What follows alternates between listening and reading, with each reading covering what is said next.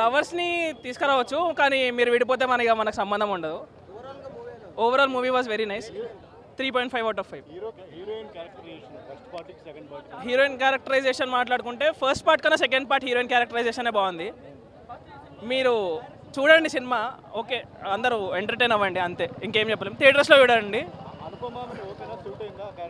Anupama fans association president నేను. Thank you. Anupama కొంచెం heart break ఇచ్చింది, మేము ఎక్స్పెక్ట్ చేయలేదు యాజ్ అ ఫ్యాన్స్. ఇంత ఎక్కడో మనిషి ఎరిగినట్టుంది రాధిక. థ్యాంక్ యూ అంతే అన్న, థ్యాంక్స్. ప్రొడక్షన్ లెవెల్స్ పెరిగినాయి, అలాగే కొంచెం కామిక్ పంచెస్ కూడా.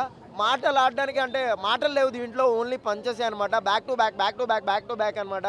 కానీ లైన్ మాత్రం అదేనండి, మీరు ఏది ఎక్స్పెక్ట్ చేయొద్దు. డీజే టిల్లోలో ఉన్న లైనే దాంట్లో ఆర్టిస్ట్లే, కానీ దీంట్లో ఒక కొంచెం చిన్నది మార్చారనమాట.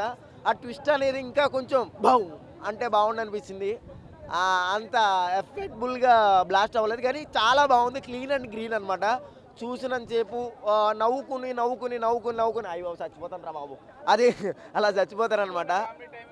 ఏంటండి ఆయనకు వచ్చింది అదే కదండి కామెడీ. పాపం 7-8 సినిమాలు తీశారు, ఎవరి చూడలేదు. డీజే టిల్లో చూశారు.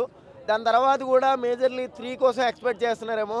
3లో ఏం మజా ఉంటుందో లేదో తెలియదు, కానీ 2 మాత్రం చూసినంతసేపు 250 ఖర్చు పెట్టినానండి. బాగానే అనిపించింది. నాకు అదే నచ్చిందండి, ఏమనుకోవద్దు.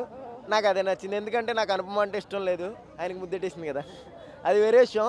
కానీ డైరెక్టర్ గారు కొత్త ఆయనంట, అంటే ఆ సినిమా తీసిన ఆయనంట కాదంట. కానీ యాజ్ ఇట్ ఈజ్ నాకు తెలిసి ఆయన ఐ బొమ్మలో చూసాడేమో డీజే టిల్లు, చూసి యాజ్ ఇట్ ఈజ్ దింపేశాడు.